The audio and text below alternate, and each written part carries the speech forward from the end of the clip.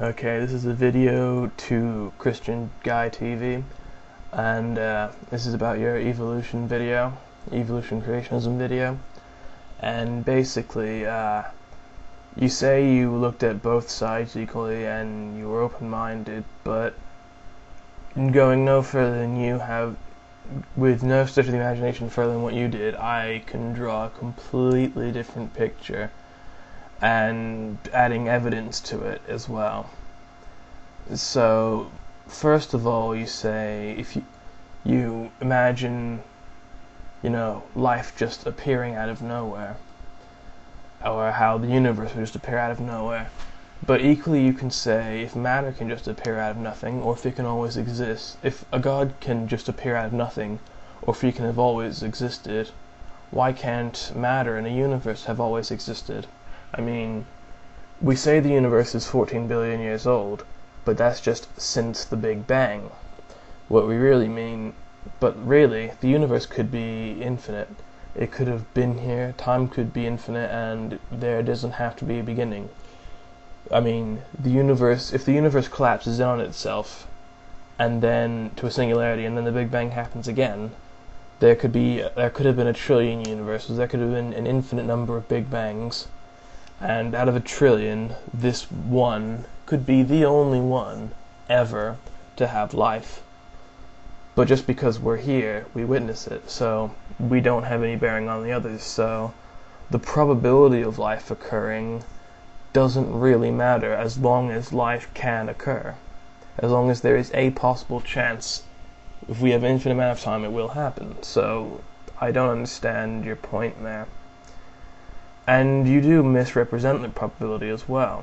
I'm going to link in the video in the description, and I'm going to link a few of the guy's videos because they're actually really good and they explain evolution very well. But the main thing is, not everything has to happen all at once. The probability is low enough that we'll never come into contact with another alien species on a different planet, but the point is, not everything has to occur at once. There's so many things that have to happen for life to occur, but there's no order required and there's no simultaneity required. Just the small thing you mentioned about acids and sugars. The reason why only one mirror of an acid works on one mirror of a sugar is because that's just how they fit together. If you use the opposite orientation, they don't physically fit together. But life could have formed from either of the two combinations, but it doesn't really have a bearing on the probability of life occurring at all. It's just if it will appear one way or the other, but not both. And when you say about why can't we create life now when we seem to have a good idea of where it came from, well, there's still theories, and the actual creation of life is the one thing we haven't reviewed extensively yet, that we haven't been able to observe or to demonstrate or test. But we may one day. We'll reach that point, but we just haven't yet. But we could one day. But comparing reviving a dead person to creating a single-celled organism, it's not comparable really, because we probably could bring a dead person back to life if we had the technology to fix what we need to fix. But it's just not comparable to a single-celled organism, and it's not exactly ideal conditions. Maybe when we have programmable nanobots, we'll be able to change little things in each and every cell that we need to, and cancer will be a thing of the past and stuff like that. But it's just not yet. It can still happen. The problem with the intelligent design theory, the idea that there's a designer and everything is designed, is that it assumes irreducible complexity. Like you say, that's designed because if you take away one aspect of it, there's no way it'll work, and it won't work. So there's no way it could have just built up in complexity. But I'll link two videos. One is the evolution of a flagellum, and the other is the evolution of the bombardier beetle. and in the original video there's one of an eye, and it shows that one of the rules of evolution is that something does not have to have the same function throughout all of its evolution. Things can change, or things that normally do one thing, they can combine, and well, you just have to watch the videos. They're very well explained. They're really good. The other thing you were saying was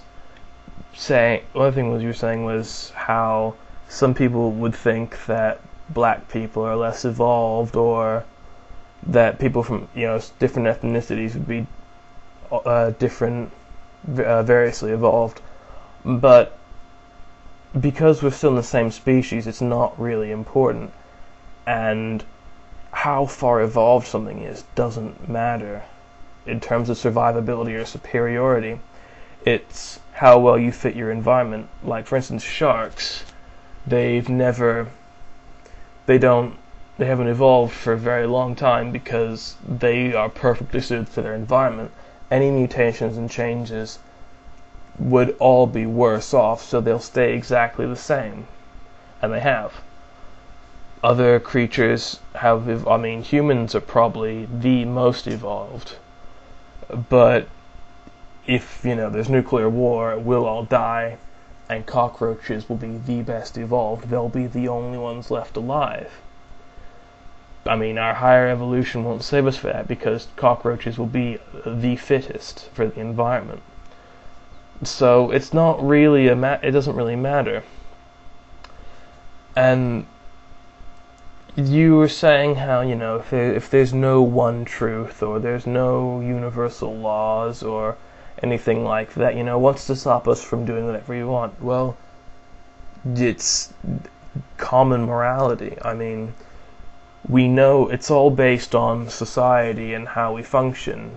If we don't get along, then we're less likely to survive. We work better in groups. The only laws that are set are the ones that we choose. You can do whatever you want, but civilization will stop you because you're a threat to civilization and people around you.